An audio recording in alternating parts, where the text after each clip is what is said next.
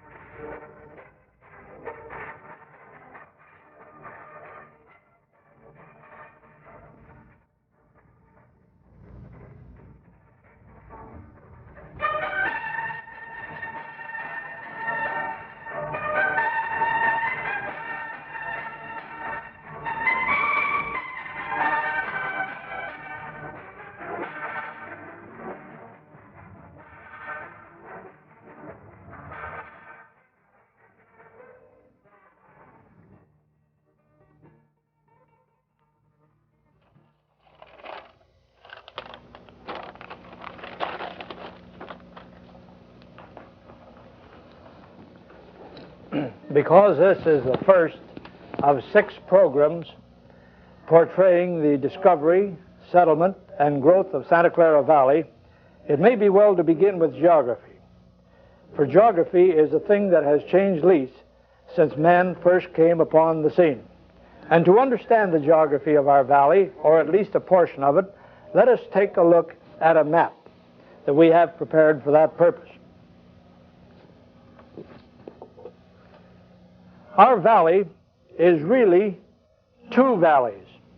The northern end of it, lying between the inner and outer coast range in the vicinity of San Jose and the other cities here, is called Llano de los Robles.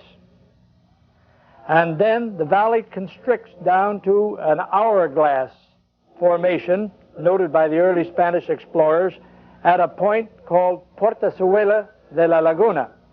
Portezuela, this small, narrow defile between the hills here, is the area now occupied by the community of Coyote.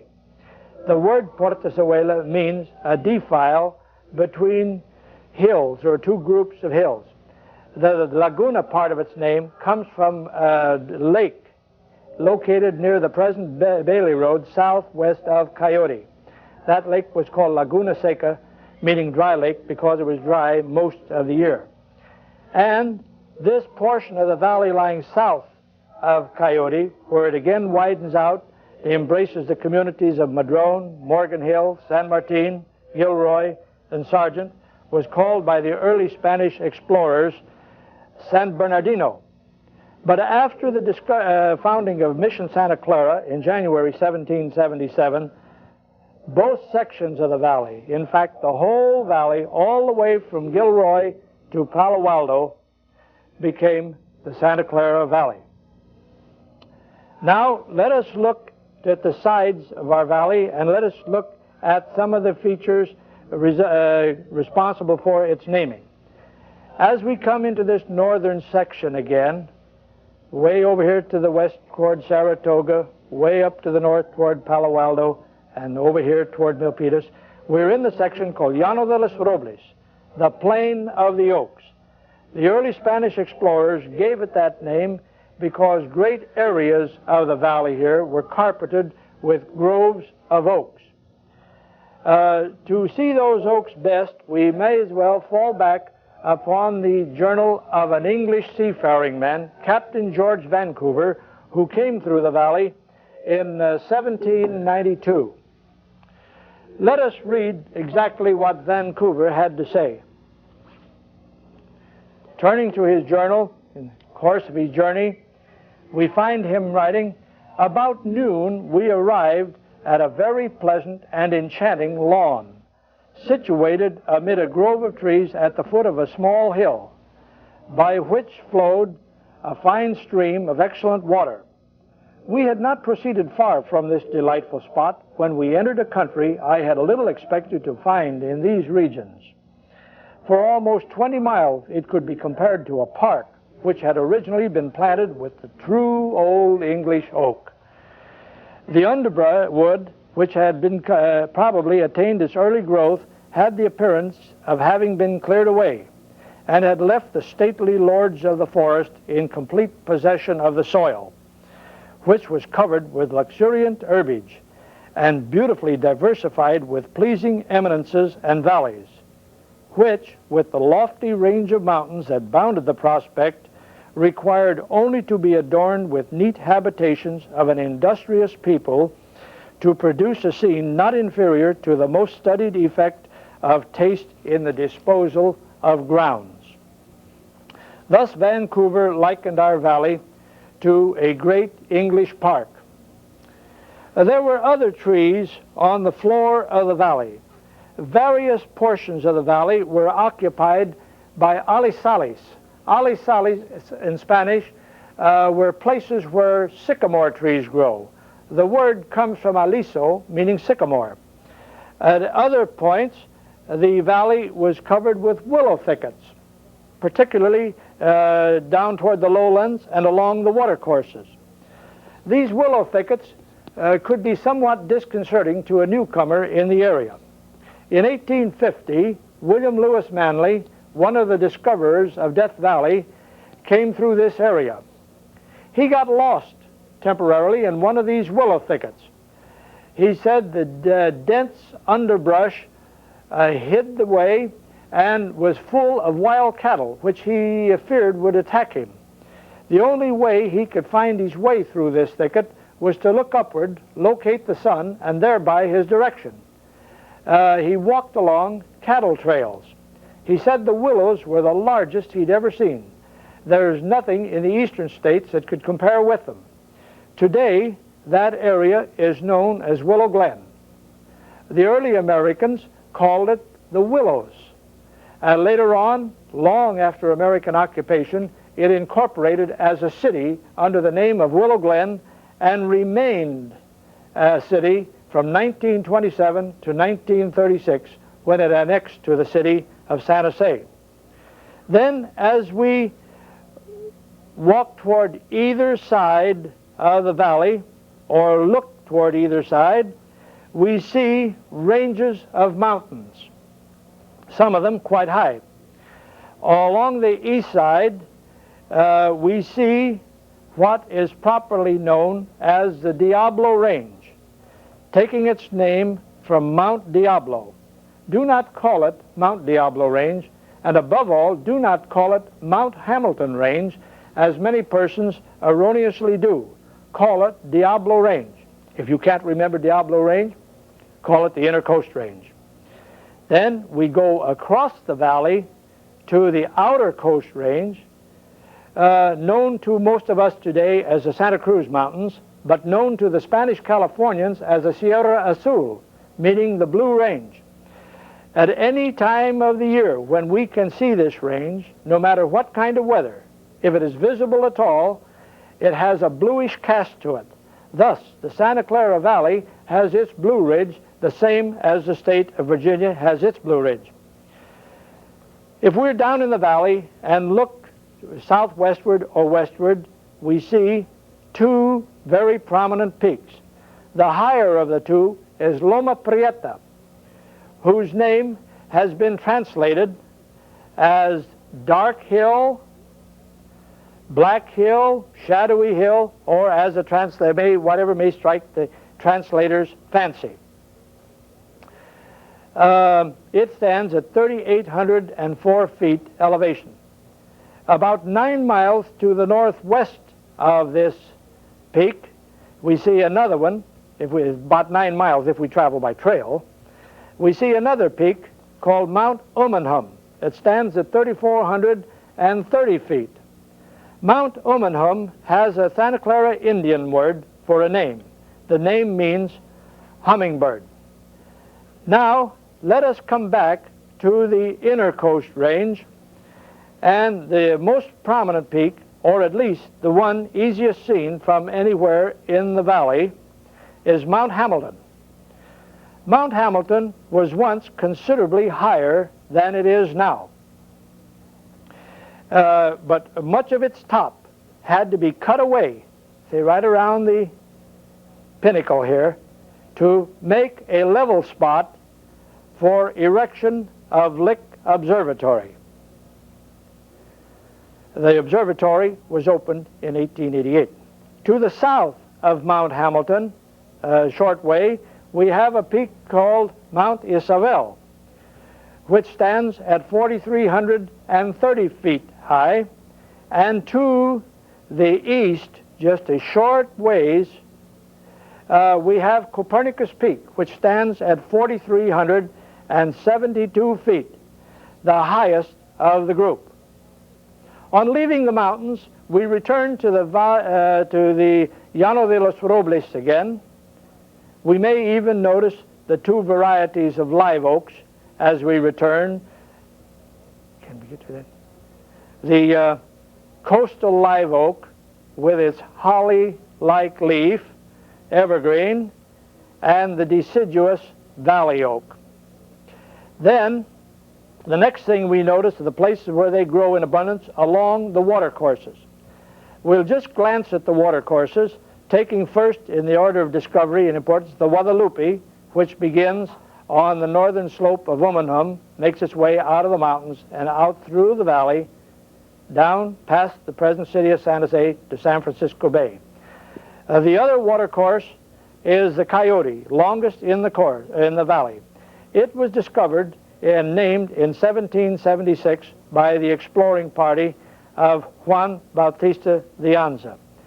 It begins at a point about 8 miles east of Mount Hamilton, flows southward to the Gilroy Hot Springs country, doubles back sharply to the north, and breaks out of the mountains at the present Anderson Dam, just east of Madrone. Then it follows its course, keeping close most of the way to the hills until it gets into the open valley, and so makes its way to Alviso Bay, covering some 85 miles. The next stream begins way over on the western slope of Mount Umanhum, or Loma Prieta rather, and comes down through the canyon known as the Canyon of Los Gatos Creek to make its way past the present Alma, breaks out of the mountains at Los Gatos, and so flows down to its junction with the Guadalupe at the city of San Jose. Now we must take a look at the geology of the valley to understand it further. Our valley, geologically speaking, is a graben, or a grave, as the Germans, or a trench, as the Germans described it. It was created by the sinking of the valley floor and the rising of the mountains at the side. The geologists tell us that our valley floor was very heavy and undoubtedly contributed to the rising mountains at its sides. But the valley is still sinking. Between 1960 and 1965, the Geodetic Survey tells us that the valley sank 3.5 feet, and it is still sinking at that rate. But to the average man, the geology of the valley does not recall many geological terms or the technical language of geology. He thinks of geology in the terms of mining. Let us do that also. When we think of minerals in connection with the Santa Clara Valley, we think of them in the order of their discovery, perhaps commencing with the lesser well-known ones. For example, when the first explorers came in through the south end of our valley in 1770, 1772, they noticed places where crude oil oozed from the ground. The crude oil they called brea. The place where it oozed from the ground they called Cañada de la Brea, or the glen of the Brea. Today, if we go down to that area, we turn to our right into the hills a little west of the present Sargent Station. And there we will find the crude oil oozing from the ground as the Spaniards saw it. Early maps of this area, American maps to be exact, refer to the Cañada de la Brea as Tar Springs. And that name has come down the map come down the years, even applied to a small watercourse up there. Oil appeared elsewhere in the county, for example, far to the northwest, above the canyon of Los Gatos Creek. at a place called Moody Gulch. As early as 1861, Santa Clara Valley businessmen began to develop an oil field there. In 1867, the Pacific Coast Business Directory listed the Santa Clara Petroleum Company, which had its offices at Forest House, later known as Alma. As late as 1895, this field was quite active. Pictures of it appeared in various histories of the county. One of them showed the derricks in the Moody Gulch oil fields. As late as 1920, oil from this field was being delivered in San Jose by a firm known as the Trigonia Oil Company. Some people even associated the name of Moody Gulch with Trigonia, calling the gulch Trigonia. But there's still no record that anybody made a great fortune there in oil. We do know, however, that in much more recent years, several large oil companies have recorded with our county recorder more than 1,000 oil leases up there, perhaps in the hope of finding the main reservoir someday. Then another mineral of our county is copper. We of today seldom think of Santa Clara County as being a producer of copper. It certainly was no Calumet or Butte. But it did produce enough copper to separate any number of unwary investors from their funds.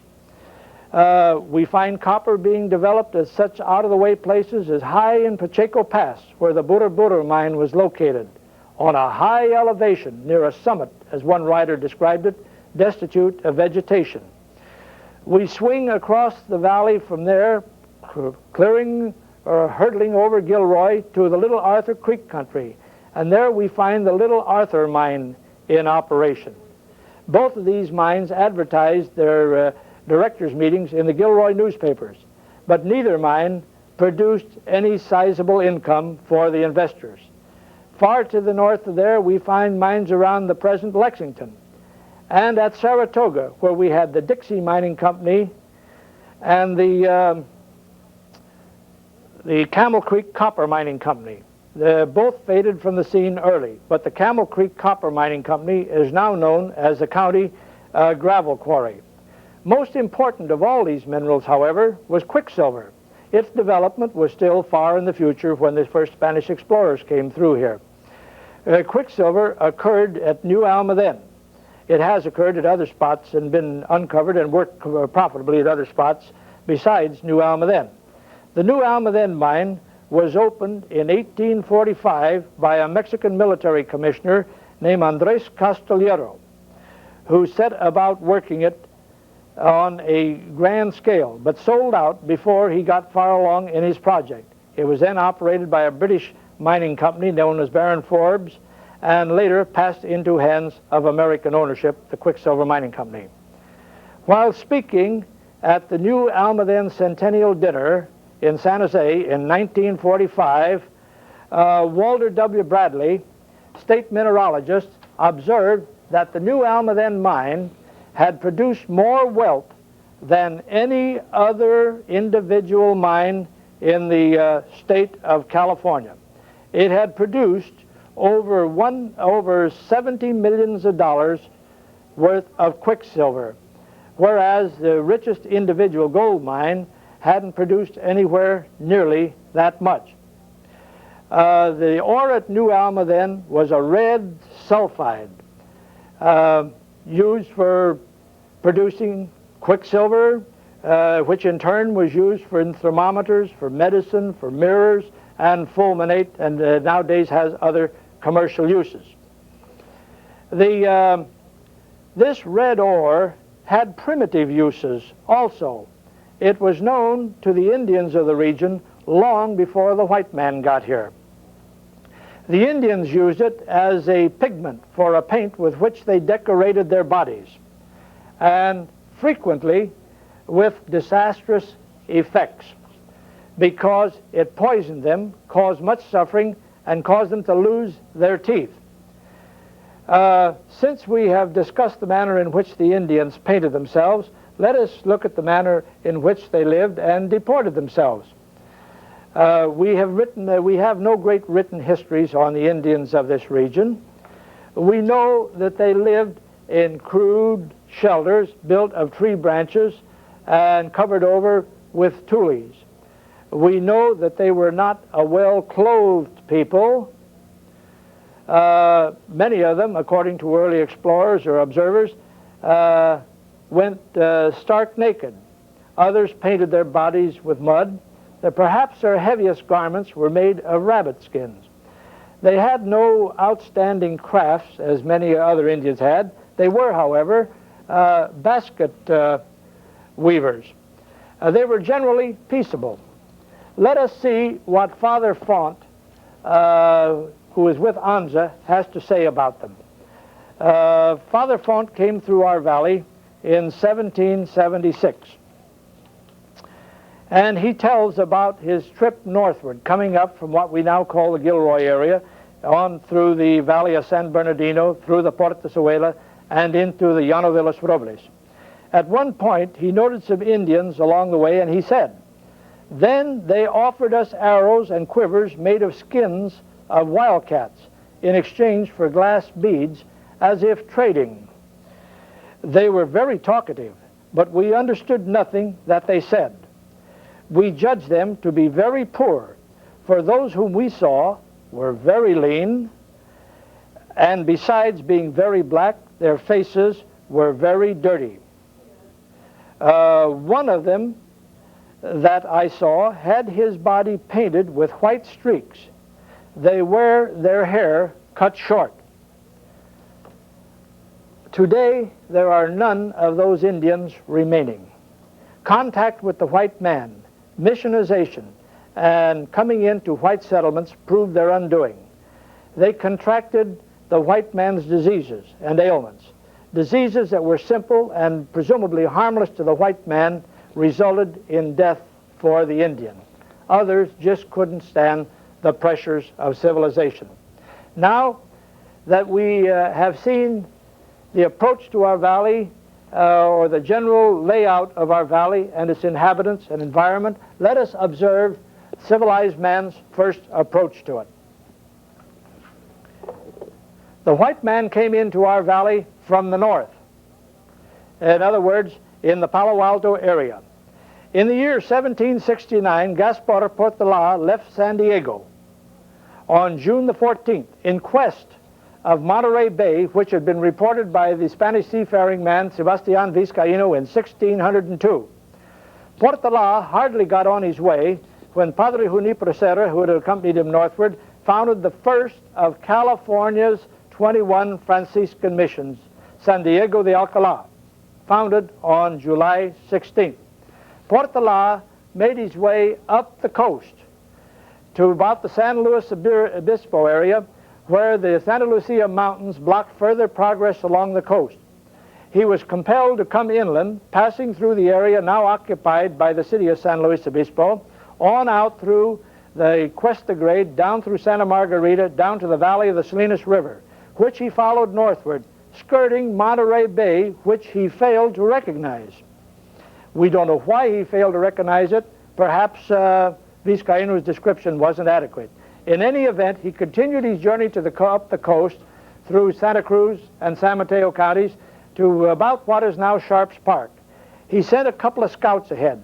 One of them, Jose Francisco Ortega, climbed a high peak on the ridge of mountains to the east of the shoreline, and he looked eastward and saw a great body of water, which he thought an estuary.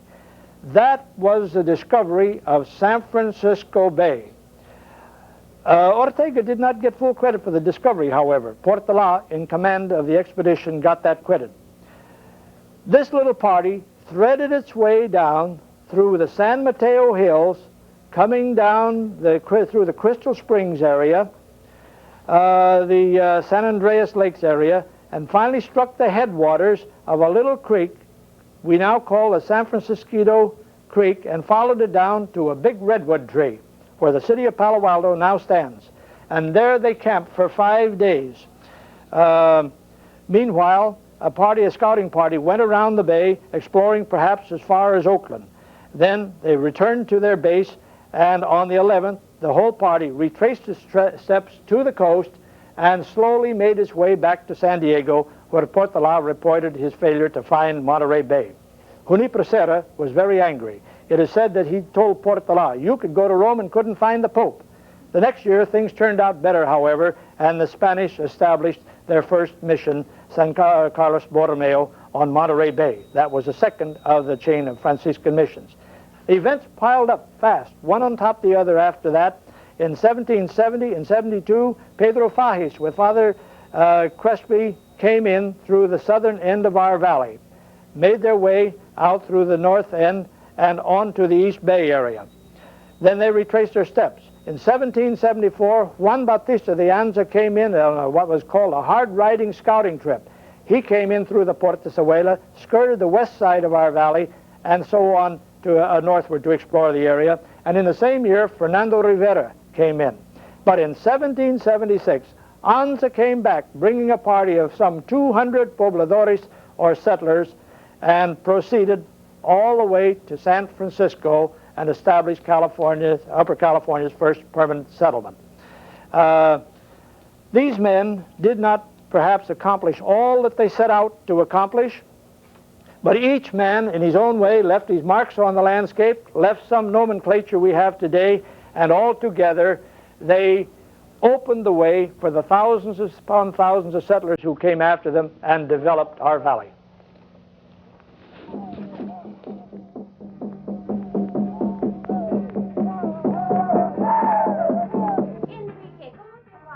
Bien, mis amigos y mí, varios con la iglesia. ¿Iglesia? ¿O es la hora de la visita? A la hora misma. Ay, soy tarde, muy tarde.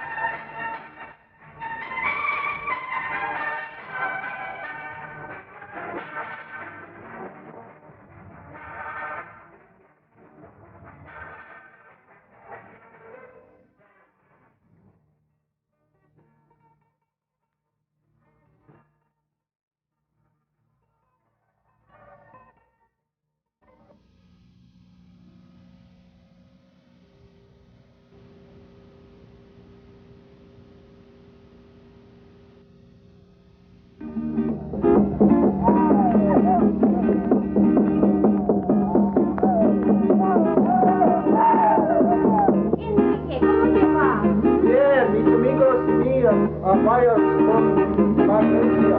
¿Iglesia? ¿O es la hora de la visita? A la hora misma. Ay, soy tarde, muy tarde.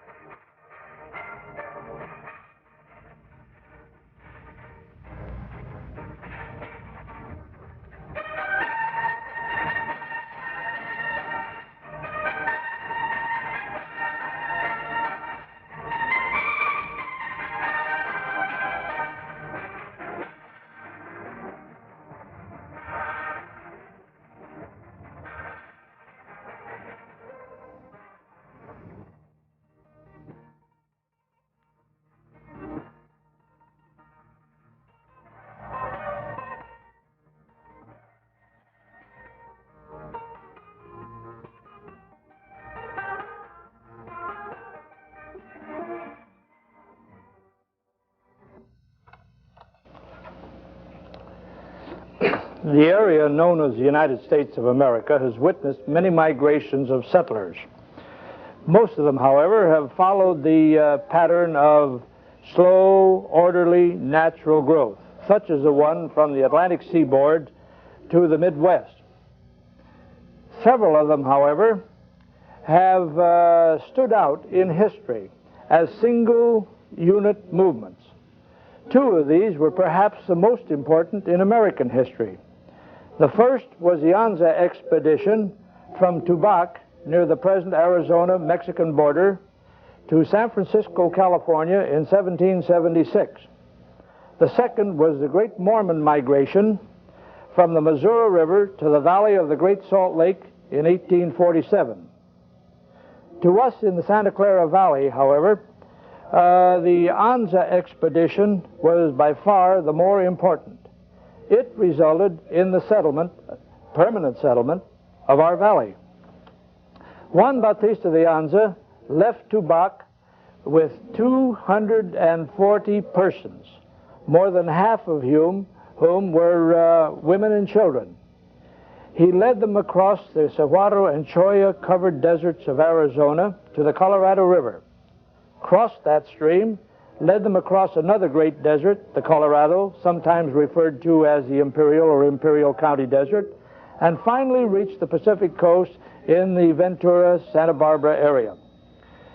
He moved on up to Monterey, left most of his party there for a while, and went on ahead to San Francisco to get the lay of the land, see that everything was in readiness. Came back, picked up these settlers, and sent them on to San Francisco to found the San Francisco Presidio and the Mission San Francisco de Asís, now popularly known as Mission Dolores. There is some disagreement regarding the exact founding dates of the mission, but that does not concern us now. Whatever the date, it opened the way for the founding of Mission Santa Clara de Asís, the 8th of the 21 Franciscan missions of California. We are fortunate today in having with us a man widely regarded as the ultimate authority on the history of Mission Santa Clara.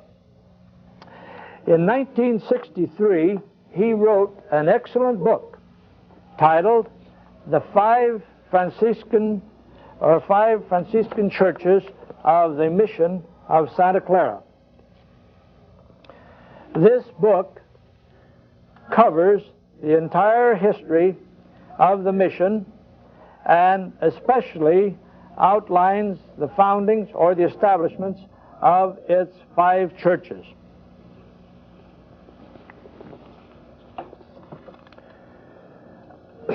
We now refer you to the Reverend Father Arthur Dunning Spearman, Archivist of the University of Santa Clara.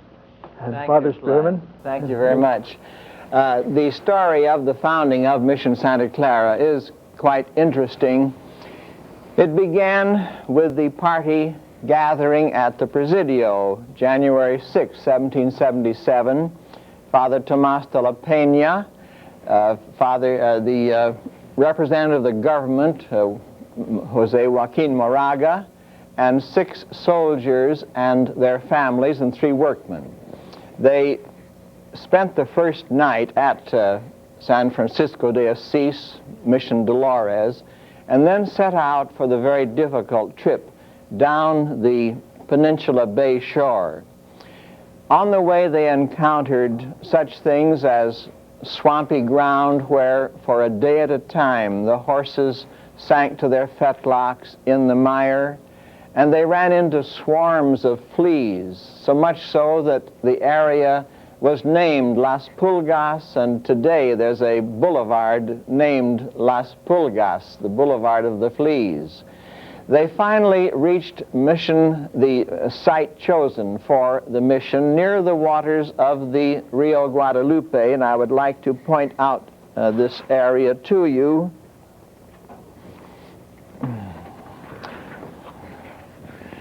The first site was approximately where Kiefer Road today runs into Dela Cruz Boulevard, not far from the Dela Cruz interchange to the Bayshore Highway.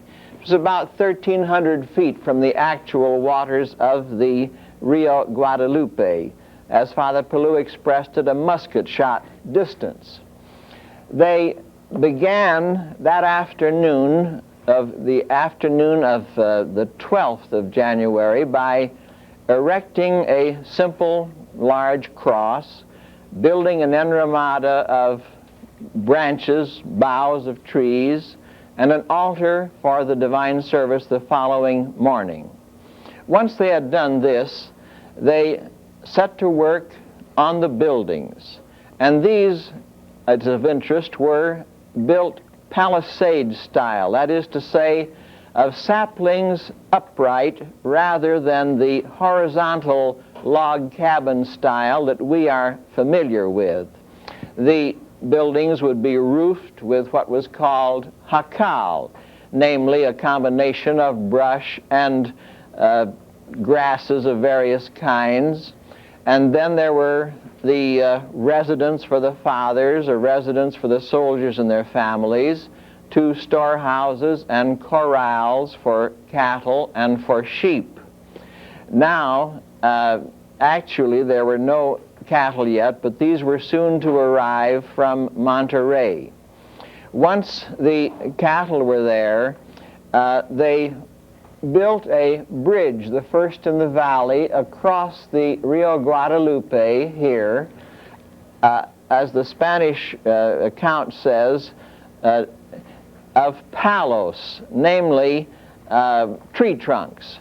And this was for the cattle to cross the Guadalupe to graze in the fields on the other side.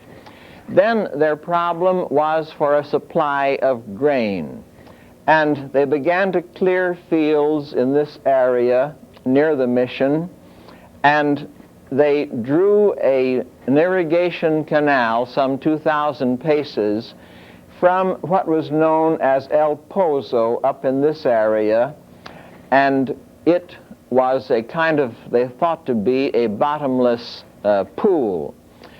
The waters, however, running down to the various ditch gates soon proved insufficient because the rains were not good the next winter or so, and they determined to build a first-class irrigation canal, which they did, drawing their water from the confluence of the Los Gatos Creek with the Rio Guadalupe, where the 2 bridges are now over in San Jose, and bringing it by easy gradients along what we now know as the Alameda.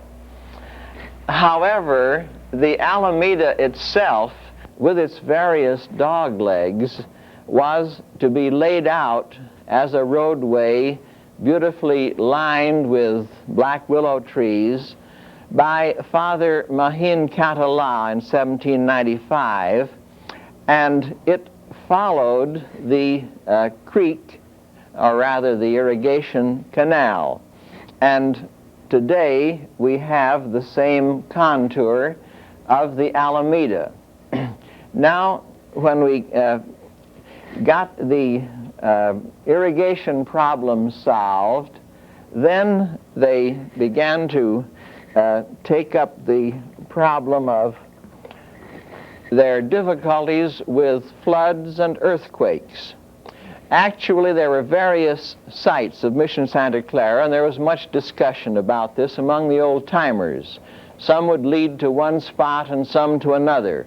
But through the kindness of Father Maynard Geiger and documents that he found in Mexico City, and through entries in the old mission books that I will now show you after pointing out these sites, I was able to determine the 5 successive sites of the mission. The first one we have mentioned. They were flooded out in January 1779, so by November of that year, a second mission was dedicated here, and they lived and worked there until an adobe mission, which was called the most beautiful church yet built in California, was dedicated in 1784 at this spot, the present corner of Campbell and Franklin Avenues in Santa Clara. Then came years of labor and effort with the Indians and earthquakes, which damaged this third site but didn't destroy it. Hence, they determined again to move, and they built a fourth temporary adobe whose foundations we uncovered last September when they were putting in a 4,000-volt cable. And they worked there from 1819 to 1825, when the new full compound of the site that we are on today was completed. The books are so interesting. I would like to show you these old Mission Register books with their hand-laid paper from Florentine paper manufacturers of the 1750s. I have here the Book of Confirmations. The first entry was 1779, but there are two beautiful pages here of the writing of Padre Junipero Serra, and he wrote a kind of a print script. This is another page of his handwriting, but the matter that was of importance to me was that at the top of page 3 it described the interim church that had been built at the second site, and then went on page 30 to mention it again. So I found a mission site that had been forgotten, because in this book of baptisms there was such a very complete description. As you can see, it starts on the other page, and you have 2 full pages of description here, and the signatures are fascinating for early California. You have, of course, Junipero Serra, you have the military and civil governor Fages, and you have Fray Francisco Palou, the first literary figure of California, who wrote the biography of Serra at San Francisco in 1785. You have Tomas de la Peña, the founder of Mission Santa Clara, Josef Moraga. Now, we're fortunate in having a very interesting sketch by Wassertz F. Sandals, who visited in 1842, and it shows the tower of the mission with the flying balcony around the just below the top lantern of the tower, and then it shows over at the far side the dwellings of the Indian couples, and then we have a beautiful daguerreotype that was made in 1855, which shows the condition of the adobe church as it was when the Jesuits introduced higher education to the old mission educational system. And then we have the beautiful Alex Stern etching of the mission as it is today, with its tile on the roof, 12,000, made by the Indians, the King's Bell from 1798, statues inside from the mission days, and we can truly say that Mission Santa Clara is still on El Camino Real. Well, thank you, Father Spearman, and we hope you'll come again and give us some more of the story of Mission Santa Clara. Thank you sincerely, Clyde. This has been a real pleasure.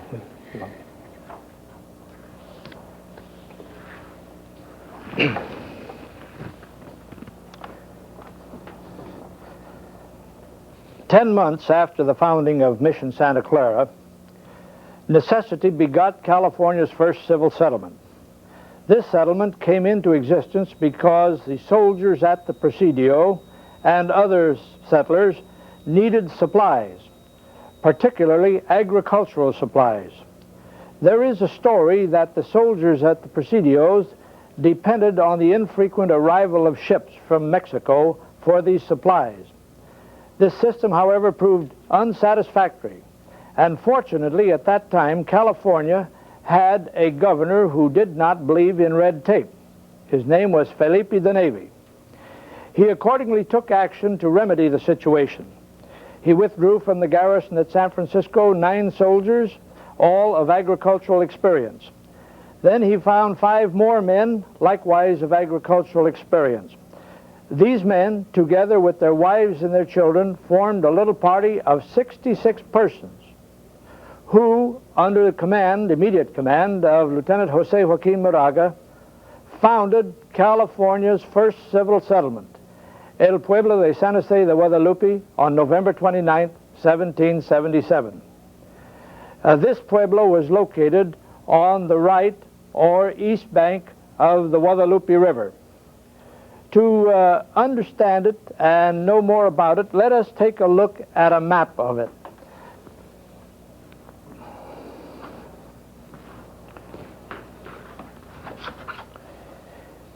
Here we can see the first site of the pueblo in relation to its location on a modern map. We'll establish our first permanent boundary, which would be the Guadalupe River, following it in from the south, slowly, crossing Santa Clara Street, coming on down to the areas of Jackson, Taylor, Mission, and Heading Street. The Guadalupe forming the western boundary of the site. Then we proceed eastward along what is now Heading Street, to say the 4th Street area. Old-time chroniclers used to record the eastern boundary as being 1st Street, but we now know there was a little overlapping. We'll proceed southward on the line parallel to 4th Street to what is now Jackson Street, and then turn westward again, making the little jog across 1st Street and going out Hobson Street to the Guadalupe River at the point of beginning. Here the settlers threw up their first habitations. We have a map of this settlement left to us in 1781 by Lieutenant Moraga. He made it in April of that year. This map is interesting because it does not show the pueblo or the plaza in its entirety. It stresses the suertes or farm lots, represented by the squares, each square with considerable writing in them. The ones with the most writing in them indicate that those squares or farm lots have already been allotted to settlers. Those with a single word, realengo, indicate that they are still in the public domain and have not been allotted. This map is unique, again, in the respect that it has, or almost unique, in that it has south to the top of the map and north at the bottom of the map. On the western, on the right side of it, that is the western side of it, we see a meandering line representing the Guadalupe River, whose name designates the location of the pueblo. And coming in from the Guadalupe River at an odd angle to the left, entering the Suertes, is the acequia, or sometimes referred to as a madre acequia. This was a ditch bringing in water for domestic and agricultural purposes. The pueblo, or the plaza itself, is represented by a square with a Christian cross in the center of it. And the word pueblo divided, crossing it from left to right. This is the earliest available map that we have of San Jose. We have a map made only a few years later showing the old site, or the first site. Again, this map has south to the north and north, or rather south to the top of the map and north at the bottom of the map. We see 2 rectangles inside the map. The one on the left says has the word Posito on it. That indicates the location of the Pueblo Granary. The one just to the right of that has the word Guardia, the quarters of the Pueblo Guard. And at the north end, that is the bottom of the map, we see a darkened rectangle indicating the residence of the alcalde. And just across a slight opening to the right of that, we see another darkened rectangle indicating the juzgado, the chief municipal building, from which we Americans incidentally get our word Husgau. The other squares along the side marked indicate lots or house lots that have been apportioned. There is also a fragment of the acequia shown, the source of the water supply. Now, life at this settlement was not easy. The settlers had hardly arrived here and thrown up hastily built mud shelters against oncoming winter when the rain settled in, torrents of rain, reducing the little mud shelters to the soil from which they had sprung. Again, the following year, at planting time, more rains came. The Guadalupe overflowed its bank and washed out crops.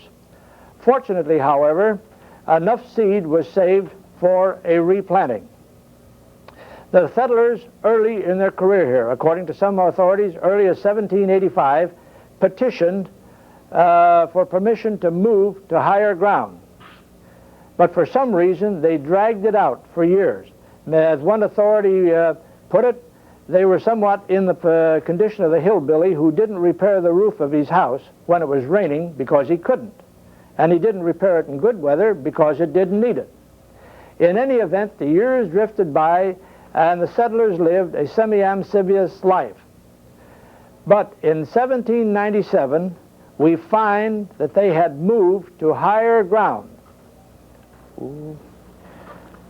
About 1.25 miles south of the original site.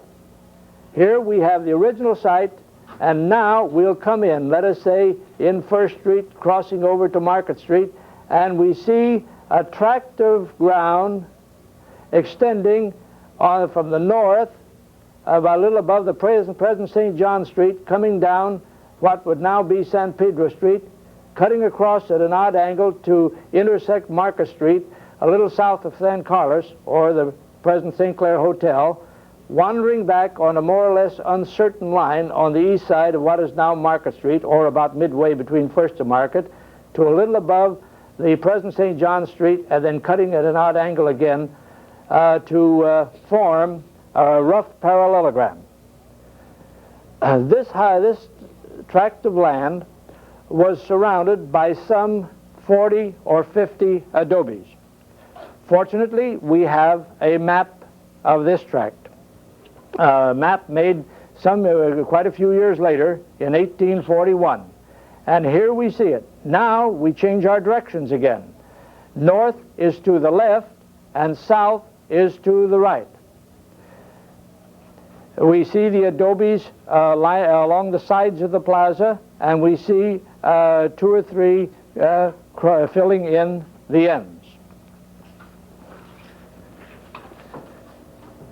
The first literary description that we have of this plaza was left to us in 1846 by Edwin Bryant, a Kentucky pioneer who came over, or journalist, who came overland that year.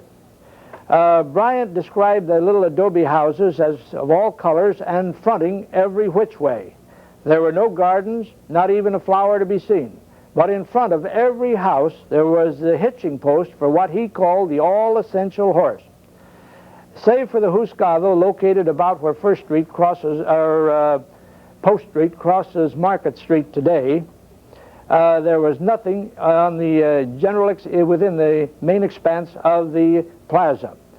In the summer times, the wind swept over it, raising great clouds of dust. In the winter time, the rains reduced it to a sea of mud. But long before Bryant's time, long before the plaza was laid out in this form, the form that the Americans first saw it, things had been happening rapidly. Events piled up one on another. In 1792, a foreigner came through here, George Vancouver. After that, Spain looked with suspicion upon foreigners until 1814, when a Scotsman named John Gilroy jumped ship at Monterey and fled inland. Gilroy, who gave the namesake of the present city of Gilroy, was born as John Cameron, but changed his name to elude the British authorities after he had jumped ship. Quickly after Gilroy came a man named James Doak, then Robert Livermore.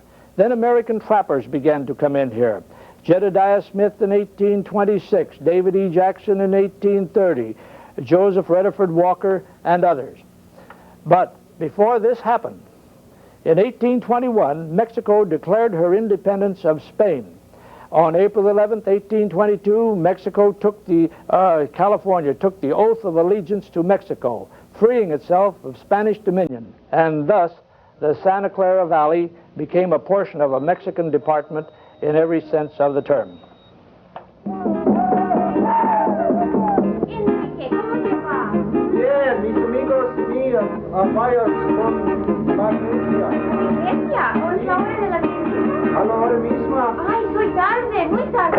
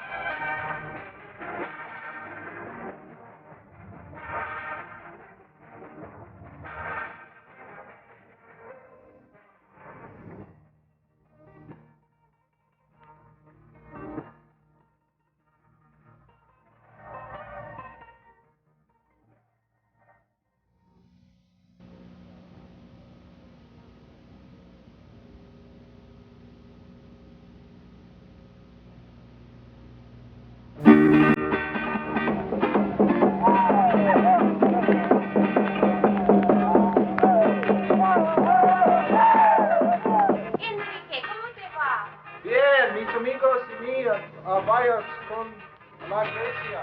¿Iglesia? ¿O es la hora de la visita? A la hora misma. Ay, soy tarde, muy tarde.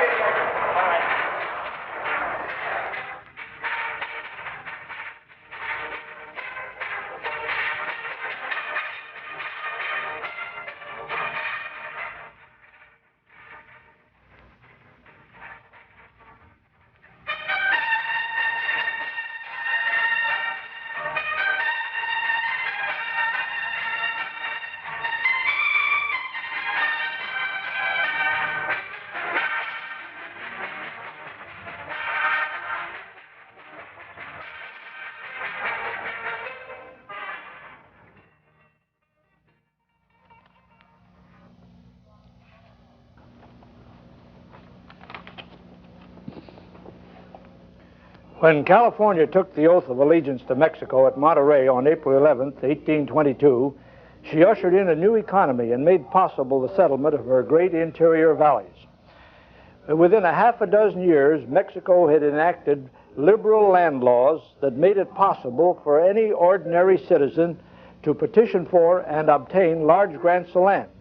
In fact, by filing a simple expediente and observing a few other simple rules, he could claim and receive anything from a building lot to 11 leagues of land, and a Spanish league was 4,438 acres. Under Spain, only a few of these large grants had been given to the citizens. Authorities differ on the number, but it runs around 24 under Spain. Under Mexico, on the other hand, eventually some 700 tracts of land were granted to the natives. In other words, some 700 of these great ranchos. The purpose of these great ranchos was cattle. Cattle were produced primarily for their hides and tallow. Of course, the natives were great meat eaters and ate meat at considerably less expense than we do today.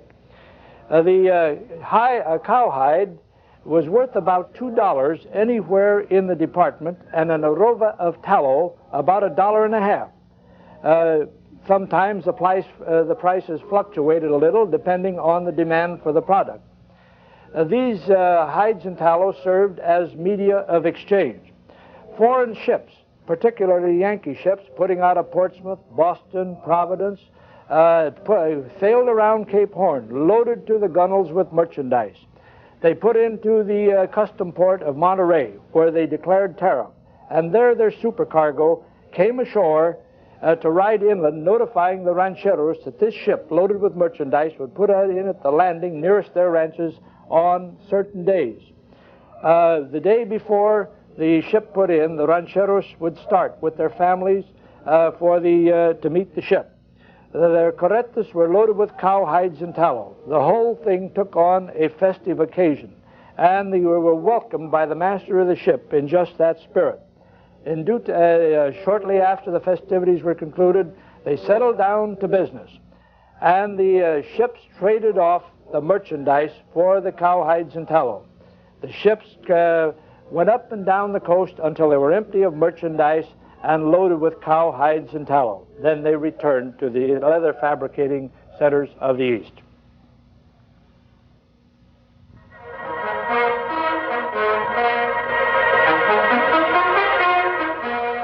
Raw land is like a raw piece of marble.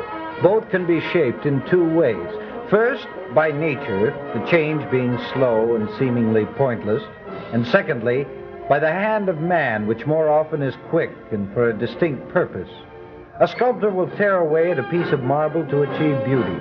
Man will tear away at the land for beauty, yes, but more often for wealth, property, and power. The change in the land quickens as man increases in number, and thus the Restless Valley begins to be sculptured. The first step in this continuing reformation of the land arrived by horseback in the May of 1848. To the quiet, sunny valley comes news that once again precipitates a restless feeling. A Charles Bennett brought the news. Gold! Gold! There's gold! Gold at Sutter's Mill!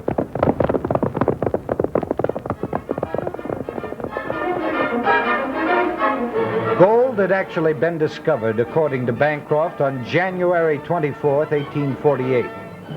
But the news was suppressed until May of that year. When news of gold reached San Jose, it was like the people had been swallowed up by the earth, the town emptied. Everyone who could ride a horse, pack a mule, carry a shovel, went into the mountains, for there was gold, and gold was wealth, and wealth was power, and power made the valley even more restless. By the end of 1848 and into 1849, men had fanned out from the Santa Clara Valley to all parts of the gold fields.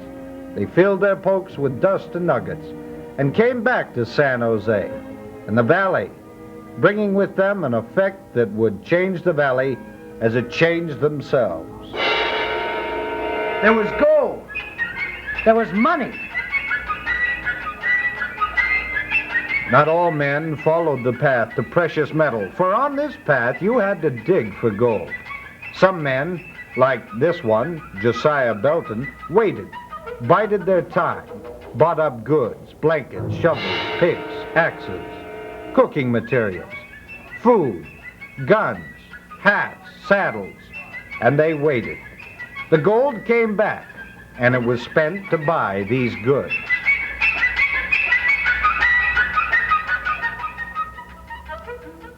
Indeed, not all of the San Joseans went to the mine, but the town was pretty empty for some time. One of the town's leading citizens, Josiah Belden, was the first to see the great possibilities in other sources of wealth. He didn't feel it necessary to mine for gold. Let us take a look at him just a moment. When the news of the gold discovery arrived, Belden had just finished opening a new general merchandising establishment in an adobe building about where the California Prune and Apricot Growers' Office stands today. He wished to find out about the gold, to make sure of it, make sure it was the real thing. So he left Uncle Ike Branham in charge of his store, and he rode off to the mines. On his way up to the mines, Belden had good reason to believe that he had guessed right. He met many of the Spanish Californians from San Jose returning home with their pokes full of gold dust and nugget. They were in a great hurry to get home because they felt that their gold would lose its value. Belden himself lost no time returning home, and he almost kept a sloop in constant voyage between San Francisco and Alviso, bringing merchandise into Alviso for his store. It was transported by the ox cart or by wagon from Alviso to his store. Belden also operated a banking house in connection with his store. He owned the only safe in town, and his type of banking house was known as a house of deposit. Miners came in, deposited their gold dust in his safe. Then they issued checks against it, simple pieces of paper torn off as a small strip of stationery, and Belden drew on the gold dust in his safe, taking a small percentage for himself. In a short time, he retired. The great register ever afterward recorded him as capitalist.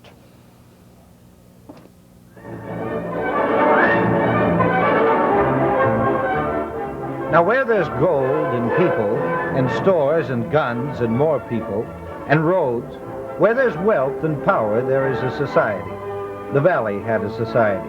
Now it needed a government. The government up to this time was largely under Mexican influence, and it was time for a change. This was the start of the time of the American civil government reforms in the valley. It was summer, 1849. Indeed, the American desire for a civil government, or at least recognition of its necessity, went back to very shortly after the discovery of gold. In late 1848, Dr. Benjamin Corey of San Jose and several other influential persons started a movement. They wished to hold a convention here in December of that year for establishment of a government for a proposed state. Somehow the convention didn't come off. One delay followed another, one postponement another. But in the summer of 1849, General Bennett Riley, the military governor of California, issued a call for a convention to take place at Monterey. This convention would begin on September the 1st, and it continued its labors until October the 13th, when the California's government was born. San Jose sent several delegates to this convention. Among them were Pierre Sansevine, Captain Joseph Aram, Jacob Hoppe, and Antonio Signol.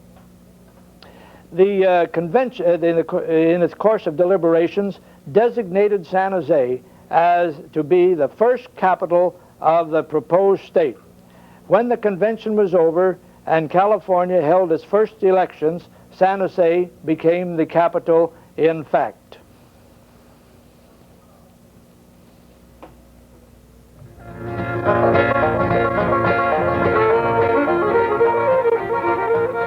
On November 13th, 1849, the first state election was held, with San Jose the capital designate. 1 month and 2 days later, the first meeting was held at the new capitol in San Jose, and 1,000 drinks were served in celebration.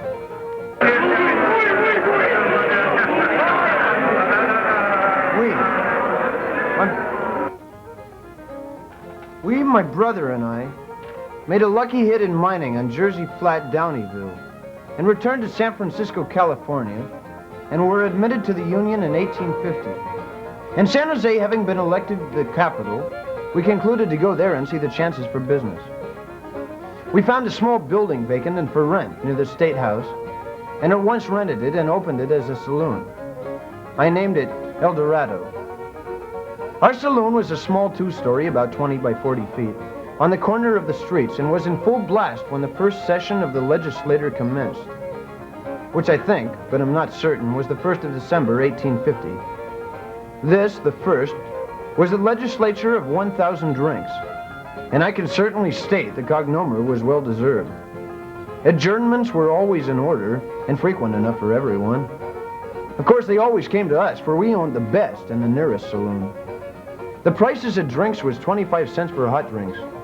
Tom and Jerry or eggnog, 20 cents.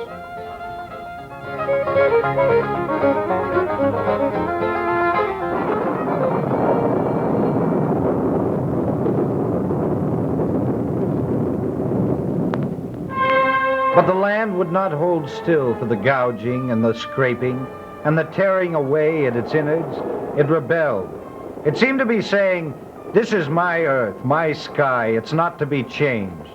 And suddenly the valley became restless on its own. It rained. It rained, and it rained. In 1849 and 1850, this valley suffered some of the heaviest rains ever recorded. San Jose was lost in mud. There was wealth, there were things to buy, but there was mud. The days were dark and gloomy and needed livening up. There were not enough hotels, no place to stay out of the rain, but there was racing, gambling, and heavy drinking.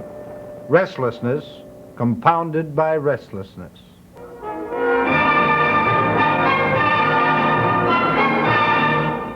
The rains continued to plague the people, and yet more and more people were seen to be settling all over the valley.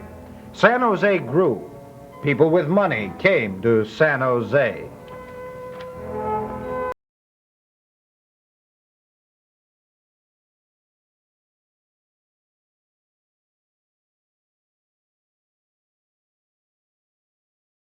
Places like Santa Clara and Campbell's Gap, now called Saratoga, were growing, and Fremont Township to the north was a gathering spot for new settlers. February 18, 1850, the Santa Clara County government was formed, and 1 month and 9 days later, San Jose was incorporated as a city.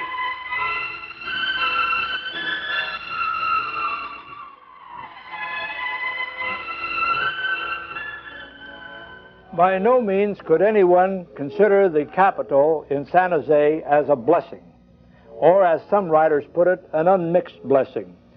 There were all kinds of troubles, all kinds of distractions. Let us look at the government first. While the legislature was trying to pass laws, it was plagued by rain.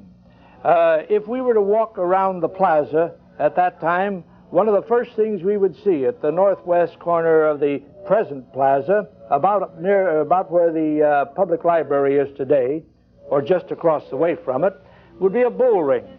This made for distractions. Then the horse racers had their day, having quarter horse racings around the plaza. The heavy bets were put on it. Gambling obtained everywhere. There were insufficient quarters in the state capitol, and as if the lack of room were not enough, the building itself wasn't paid for yet, and that led to trouble later on. Some of the offices or some of the committees of the legislature had to be farmed out to private rooms, perhaps at exorbitant rents. One of these committees met in the office of Dr. Ben Corey, who was a member of the First Assembly. As for the payment of the Capitol itself, this building had started out to be a hotel building. Some public-spirited citizens put up the money to buy it, and they did not receive their money back in any form of payment. But eventually, politicians prevailed, and by a very close vote, the legislature moved from San Jose in 1851 to Vallejo. There is a question of whether it was any great loss. Some writers did not think so.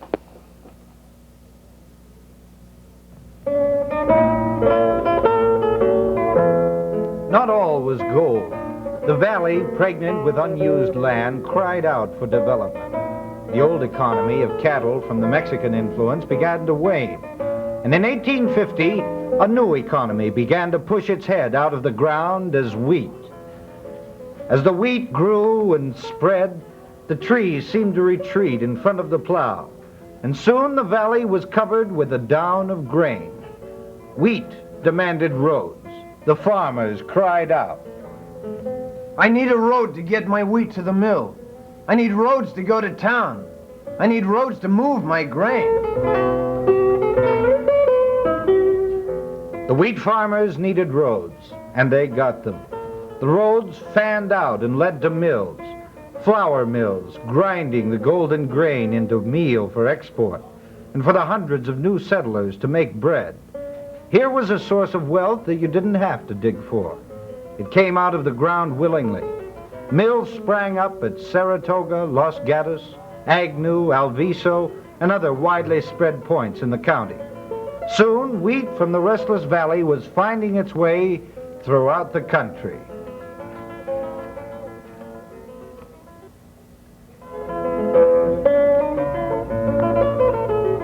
Miners, storekeepers, tradesmen, farmers, they all have one thing in common. They all have children. As more people came into the valley, a greater need for schooling developed. The first blue denim tent schools of 1849 gave way to board and batten shacks of 1855. And by the turn of the century, ornate schoolhouses designed by architects were appearing throughout the valley. Teachers' pay ranged from butter and eggs to firewood, and finally, to money.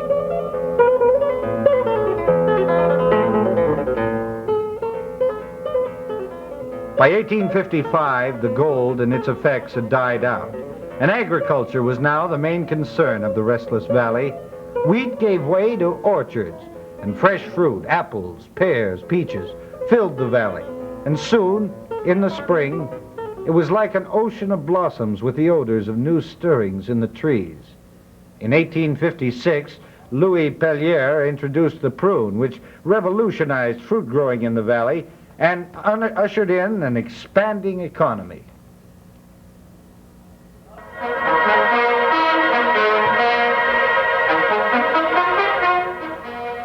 On the sides of the lofty mountains that guarded the Restless Valley, there were trees. Trees meant lumber, and lumber meant building. Building for people, building for agriculture, building for the young industries, building. By 1867, there were 8 sawmills at Lexington alone, and many more on the valley side of the Santa Cruz Mountains. But the trees ran out, and 8 years later, only 2 sawmills remained on the east side of the range. The mining, the merchants, the settlers, the farmers, the fruit trees, the lumber. The valley was changing. It was being sculpted by the hand of man, and the product was far from completed.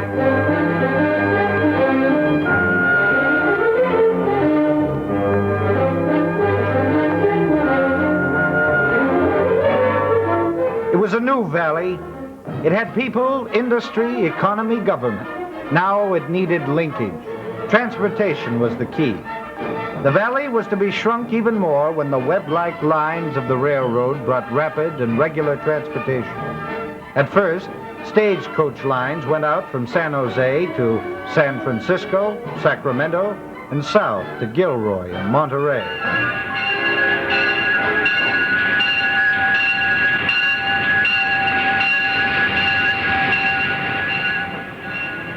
At first, the stagecoach was used. But the stagecoach could not haul grain, cattle, or many of the things that would be needed in the development of the valley. The railroad became the topic of conversation now, and by 1863, construction was nearing completion.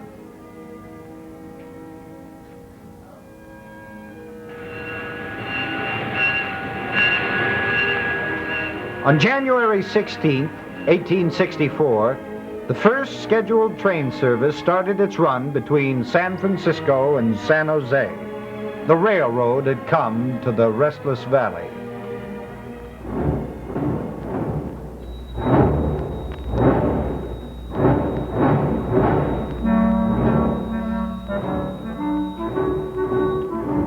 California was 2,000 miles away from the Mason-Dixon line and slavery, but the Civil War touched the hearts of men in all parts of the country.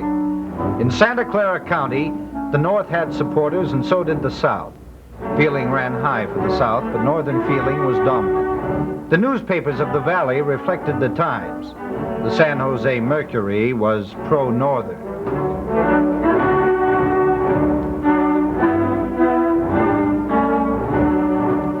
The following texts were inscribed by our soldiers above one of the stands formerly used by the slave auctioneers in Charleston. Text for the day. I am an abolitionist. I glory in the name. William Lord Garrison. Proclaim liberty throughout the land unto all the inhabitants thereof. Isaiah.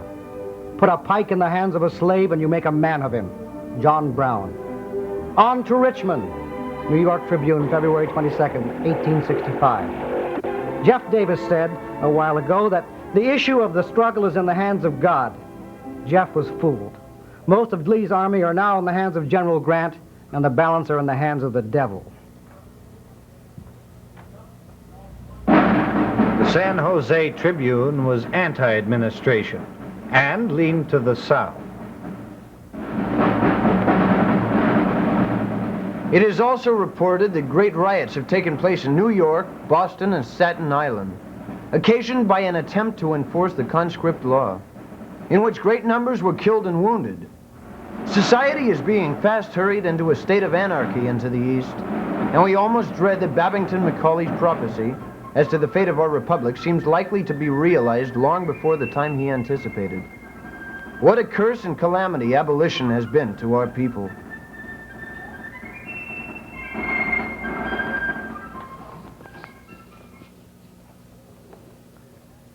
In a community about as evenly divided between northerner and southerner as San Jose was at that time, sectional strife was inevitable. Feeling rose high in all quarters of the town and spread out through the valley. Flag incidents occurred. For example, here in San Jose, one young group of young women made a beautiful American flag. They later exhibited it in a public hall, which impelled a very spirited Southern lady to walk up to the stage, grasp the flag, and spit upon it. It horrified the town.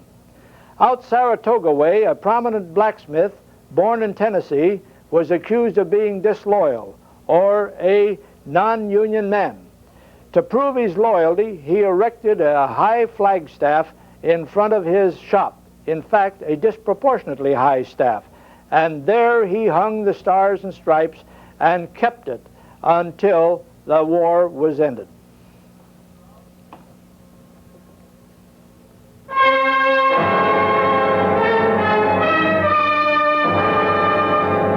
Although there was no civil war in Santa Clara Valley, the valley was far from peaceful. Banks had opened up by 1860, and banks meant large amounts of money. And large amounts of money and other prosperity attracts bandits. One such bandit was Tiburcio Vasquez. He rode up and down the valley and as far south as Los Angeles County and plundered and robbed. Vasquez was born August 11, 1835 in Monterey and was hanged in 1875 in San Jose in the county jail yard.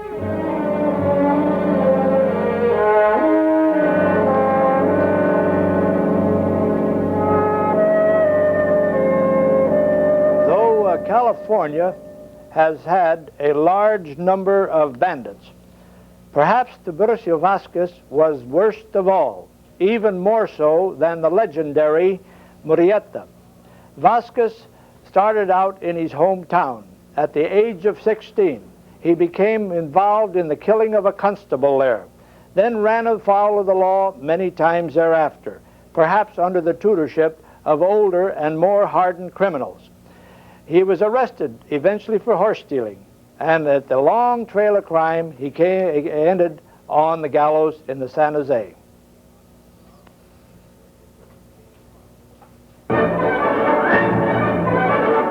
This then was the new face of the valley. Settlers, miners, farmers, traders, the lawless and the law, the railroad and the stagecoach. All of these took something from the valley, changed it a little, and gave something back. And by 1875, it was a new and still growing, still expanding, Restless Valley.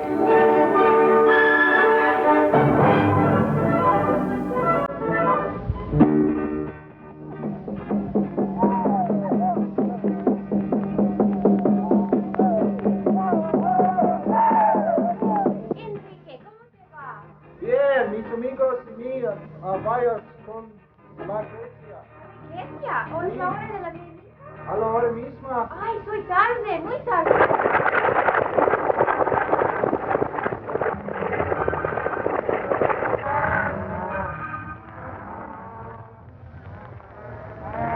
We'd like to express our appreciation to the San Jose Historic Landmarks Commission.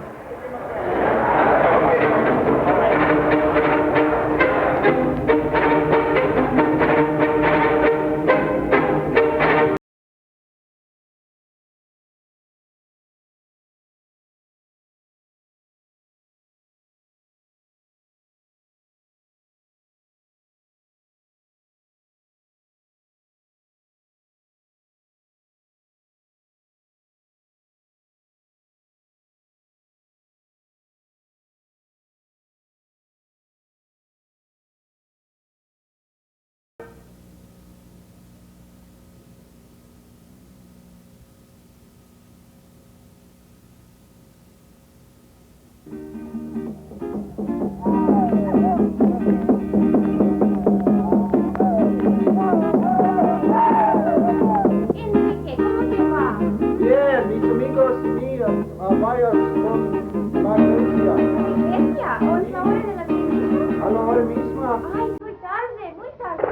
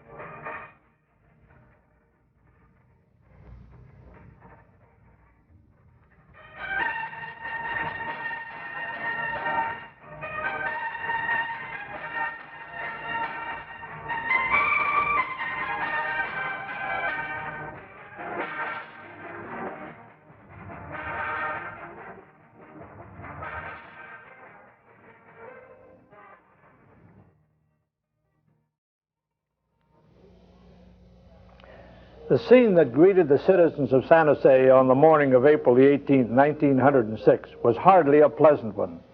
It was one that no one would forget and that everyone would talk about for years to come. Who could forget the First Ward School, then known as the Longfellow School, lying in ruins on its lot? And who could forget the excitable man who rushed to a print shop and had warning signs struck off to prevent looting of the community? He could have saved himself the expense. What he didn't know was that the National Guard already had everything under control. And who would ever forget the beautiful 1897 San Jose High School lying in ruins? It is a good thing that the shake came at 5 o'clock in the morning when school was not in session. And the post office, too, badly damaged. It lost its spire, much of its tower, and its clock. On the corner of St. James and Market Street stood the brand new Hall of Justice in ruins. And out at 9th and Santa Clara Street, the St. Patrick's Church lay a heap of brick and rubble. But the people of Santa Clara Valley had faith in the future. They set about rebuilding right away. Railroads started straightening out twisting steel and strengthening bridges. San Jose spent $1,128,000 on new buildings. It also got 400 new homes. Out in the residential areas, subdivisions began to fill up. Negley Park on the east and Hanchett Park on the west. San Jose even got a skyline, commencing with its first skyscraper, the Garden City Bank building, all 7 stories of it. And just to the right of that, the domes of St. Joseph Church pierced the skyline, and the new telephone building right alongside of it. And to the north, San Jose's second skyscraper, the First National Bank, opened in 1911. But the city was basically an agricultural community. Business went on in the country with little disruption.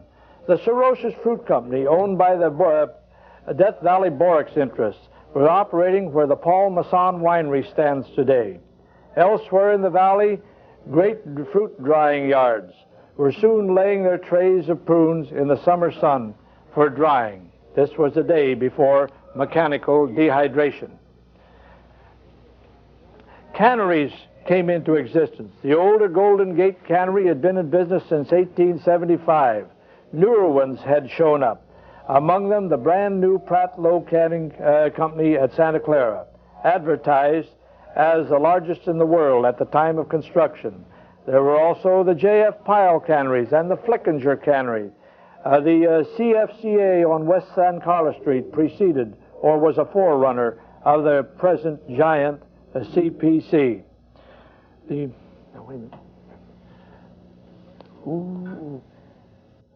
But a new economic era also arrived. Joshua Hendy, seeking to get away from earthquakes, removed his ironworks from San Francisco to reconstruct it at Sunnyvale, where he opened in February 1907. This marked a new era in the county's economy, which had first been cattle, wheat, and fruit. And little disturbed the citizens, however. Life went on almost the same for them as before. Of course, new methods of recreation came in and the automobile arrived. Our citizens were able to go abroad individually in a big way for the first time. Here are several of them ready for a spin on some of our finest, dustiest roads. Such names as Studebaker, Rio, Rambler, EMF, Flanders became bywords in every household. Here are some road burners in front of the Studebaker Agency on South Market Street near the corner of San Fernando in the first decade of the century. The good old cut-downs. And the San Jose Police Department went modern with automotive equipment. Here we have the chief and several of his, and three of his finest out for a spin, starting from in front of the old 1887 City Hall. That thin young man with the wispy mustache on the right of the driver is none other than J.N. Black, for many years chief of police in San Jose. As we look out East Santa Clara Street, we see the new Bank of San Jose building on our left, and we see the rest of the city in complete repair. We got two annexations in quick succession here in 1911. The Gardner District came in first, and East San Jose, an incorporated city in its own right, annexed the same year. In 1912, we got our first strip annexation, the right-of-way for a Beltline railroad from San Jose to Alviso, then known for what was to be called Port San Jose. Most people still lived in the country, however. They had their farms, ranches, orchards, and vineyards, a beautiful vineyard such as this one owned by Paul Masson. And after a hard day's work or a hard week's work, our people were ready for recreation. They might come into San Jose to attend the theater. They had a wide choice. They could go to the Empire Theater on North 2nd Street, located where the Methodist Church had once stood. Over on 1st Street, they had the advantage of the Victory Theater, with the Barrymores and the Drews playing there. Some could even go over to the Garden Theater on West San Fernando Street, or the Jose on 2nd Street. There was no lack of entertainment in San Jose in those days. A few might go for sturdier sports, such as saltwater sailing, yachting. These yachtsmen established a new club, or a club building, at Alviso in 1907. And here we see them with their boats in the channel in front of the club. Some of these men were called by envious farmers hay-baling commodores. Then there were the resort areas.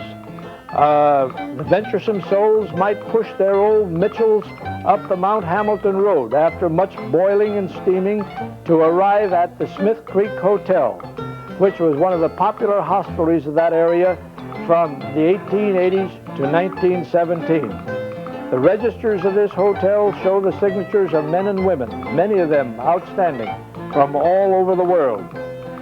The really venturous ones, however, rolled southward over the bumpy, dusty Monterey Road to Gilroy, then doubled back over a worse road into the mountains to Gilroy Hot Springs area. The Gilroy Hot Springs area had been a popular resort from the 1870s.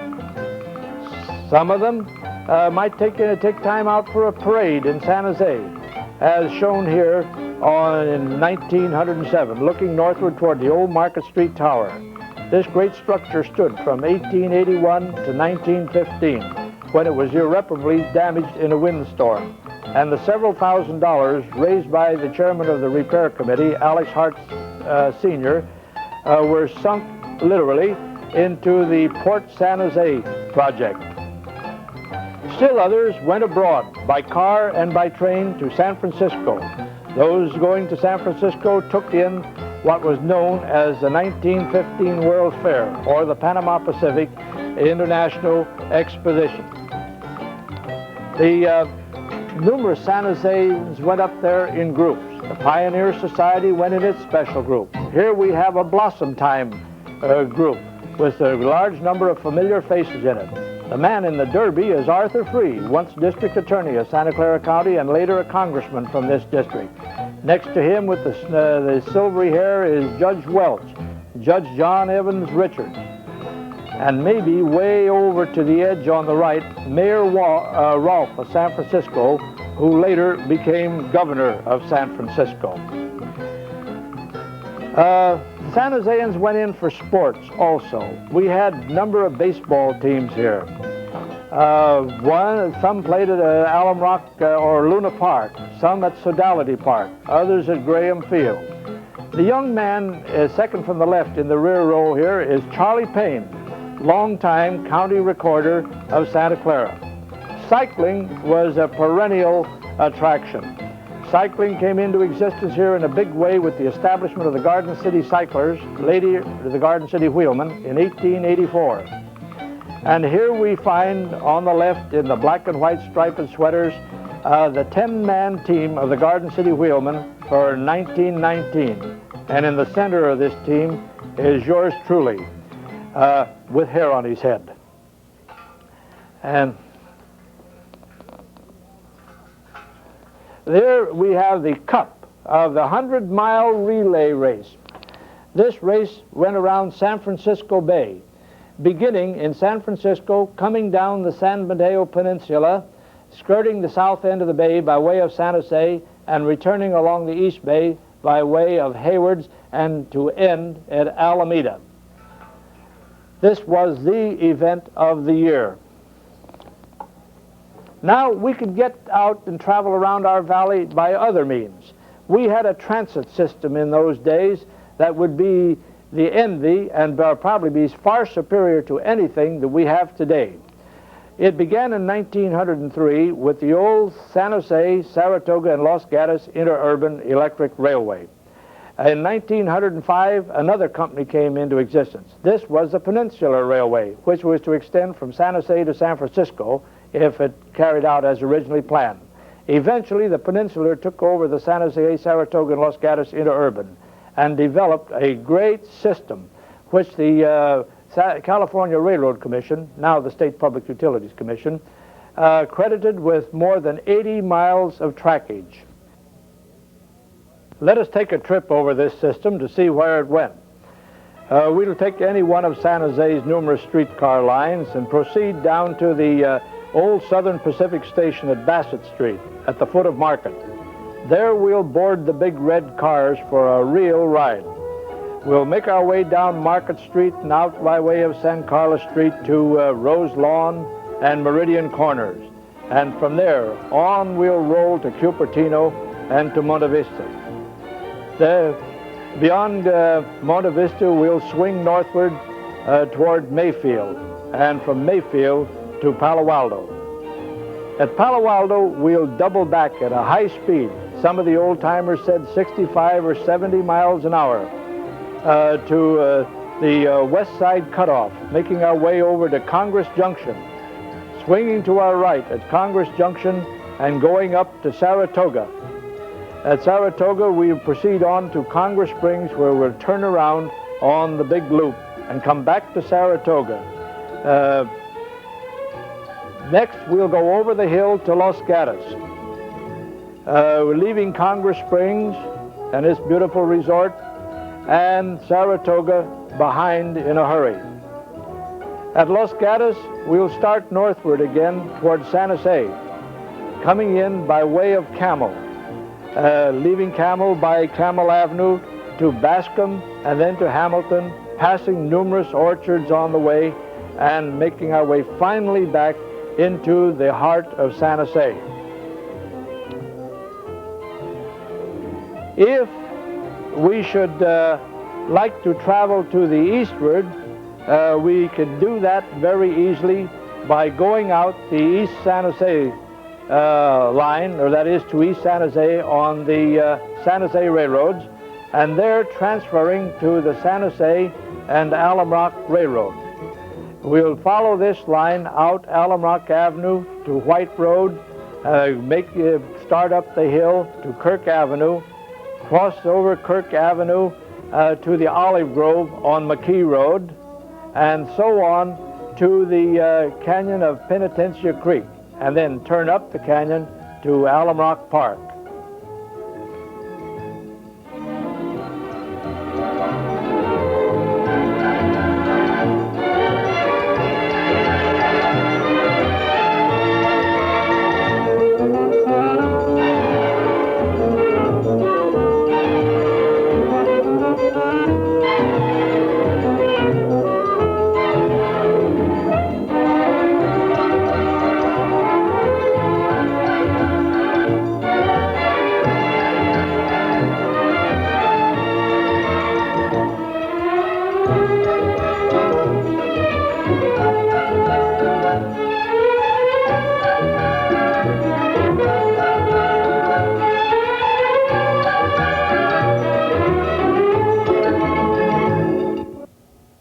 A large number of things lay along the line of the Alum Rock Railroad to catch the passengers' attention. The chief of these was the ostrich farm. The San Jose ostrich farm was located about midway between the city of San Jose and the eastern foothills. It did business from 1904 to about the end of 1908, providing nice plumes for Milady's hat or plumes for her feathered boa, a very fashionable gadget of its day. As the cars passed the ostrich farm, every passenger craned his neck to get a look at the great birds. Beyond the ostrich farm, just after entering Alum Rock Canyon, the car crossed over a small stone bridge. There, everyone looked to the left to see what was called the Alum Rock Meteor, advertised as weighing 2,000 tons. Old-timers loved to tell how they remembered of seeing that great stone flash through the sky, blazing, and then landing kerplunk in the canyon. A later-day scientific examination, however, proved that their memories were somewhat faulty. Another feature of attraction was the Alum Rock Tunnel under Alum Rock Avenue, its entrance into the canyon. This tunnel could be dangerous. It caused much concern to mothers whose children were going on picnics at Alum Rock Park. Every mother warned her child to be sure to keep his head inside the car when going through the tunnel, because there was once a little boy who didn't keep his head inside the car, and he didn't come home anymore. But while thousands of visitors were picnicking at Alum Rock Park, war clouds were gathering over Europe. In the summer of 1914, the German legions marched into Belgium. The United States took an immediate interest in that war. Santa Clara Valley took an exceedingly sharp interest in the war. By 1916, we were holding what we call Preparedness Day parades or other patriotic demonstrations in San Jose. Model tanks were transported about the city on trucks, showing how tanks looked. The tanks then somewhat new to warfare. Food conservation was an important feature of the war activity. In fact, the citizens were admonished to kill ground squirrels. They were in fact ordered and obeyed to kill ground squirrels. Ground squirrels ate grain. Grain was food, and thus the ground squirrels were agents of the enemy which should be eliminated. Herbert Hoover directed the food conservation program. Posters advising our local farmers to kill the ground squirrels were very common. The war soon passed, and the nation and the valley in particular returned to what some people called normal and others called normalcy. Save for a minor upset in the economy in 1921 and perhaps into 22 a little ways, the valley was soon prosperous and operating again. Our people had any amount of money, and they began to develop new activities, look abroad for new forms of recreation. Those who had automobiles put their old Model T Fords, their four-cylinder Dodges, and their four-cylinder Hups over the hill from Los Gatos to Santa Cruz to witness the annual beauty pageant, a forerunner of the modern Miss California contest. Here we see some of the participants in the pageant of 1925 with Miss San Jose with her sweetest smile right among them. Other activities included advertising for automobiles. Somehow the campus of San Jose State Teachers College, now San Jose State College, was selected as a particularly beautiful spot for advertising gimmicks. And here we have a few young ladies in what they construed to be Hollywood attire, draping themselves over a snappy little roadster on the 4th Street side of the campus. This presumably made the car more attractive for sale. Over on 1st Street, about the same time, a strong-jawed young lady was pulling a heavily loaded Nash automobile by means of a rope fastened or held between her teeth. This was supposed to demonstrate the easy rolling qualities of the Nash automobile, which of course made for better fuel conservation. By this time, too, automobiles had become so numerous that they constituted a hazard for streetcar passengers. It took a brave man to start from the curb to walk out to the middle of the street to board a streetcar. He'd probably need someone to run interference for him because already there were too many automobiles on the street.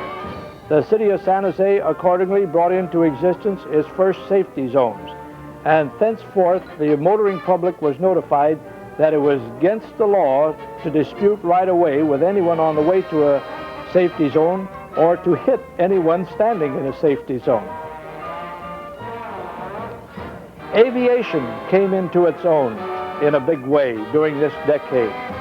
At the San Jose airport of Johnny Johnson on the northeast corner of Capitol Avenue and Alum Rock Avenue, we see Franklin Rose, a stunt flyer, city manager Dr. Bailey, Johnny Johnson, the main pilot, and Will Harton, a local San Jose businessman, all aviation enthusiasts. From this same field, in 1920, went the first airplane funeral in the United States. Some people say in the world. And here we see Tom Monahan, former mayor of San Jose, and now the city's popular undertaker, directing this airplane funeral. The casket being strapped to the fuselage of Johnny Johnson's airplane contains the body of a man named Abrams, an aviation enthusiast. The airplane took off from Johnson's Field on Capitol Avenue and flew across the town, circling several times before reaching Oak Hill Cemetery. There it landed in a large field and taxied up to the grave. Aviation in another form came to Santa Clara County during the late 20s and early 30s. the dirigibles had arrived. And in the early 1930s, Moffett Field came into existence. The greatest feature here, of course, was its 1,100-foot long hangar, as high as our San Jose Bank of America building without the flagpole. Many tall stories were told about Moffett Field. Some have it that when the great doors were opened at each end of the hangar, pilots would fly through the hangar at speeds upward of 100 miles an hour. Now, public education was advancing in Santa Clara County during this decade to a large extent. The elementary schools were springing up not only in the city of San Jose, but also elsewhere in the county. The junior high school had arrived. Here in San Jose, we find the Woodrow Wilson Junior High School on Vine Street, and the Peter Burnett Junior High School, named after California's first American civil governor, on North 2nd Street, and the Theodore Roosevelt Junior High School on East Santa Clara Street. Also, we have San Jose State Teachers College. This is the 4th Street entrance looking into the quad. And inside the quad, we have the entire student body of the institution for the year 1923. We'd have a hard time getting all 20,000 of the students into that same confine today. Elsewhere, San Joseans found enjoyment in floral parades. The greatest of these was the Fiesta de las Rosas parade beginning in 1926. It was something of an outcome of the old Rose Carnival parades. This parade, comparable to that of the Rose Parade in Pasadena, began in Santa Clara, in the center of the town. It wound its way by the Alameda and Santa Clara Street into the heart of San Jose. Its first units were already disbanding at St. James Park in San Jose before the last units left the town of Santa Clara. This parade continued until the Great Depression of the 1930s, when it could no longer be supported. It was some public concern over its discontinuance, but it had to go. At the end of the 1930s, everything changed. The German army marched into Poland, and the world has never been the same since, and it is certain that the Santa Clara Valley has not been the same.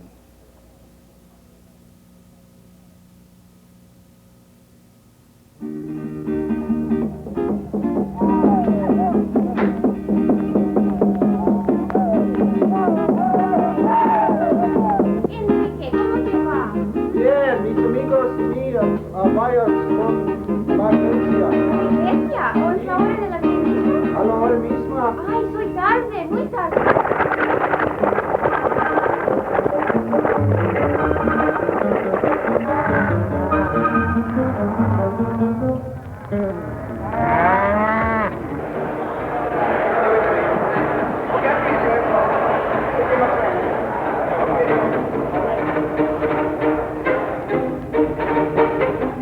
San Jose State College has presented Restless Valley, a history of the Santa Clara Valley, with Clyde Arbuckle, historian, City of San Jose. We wish to acknowledge the assistance of the San Jose Historic Landmarks Commission. This program was produced by Frank T. McCann and directed by Lorene Johnson. Technical supervision by William Madelack.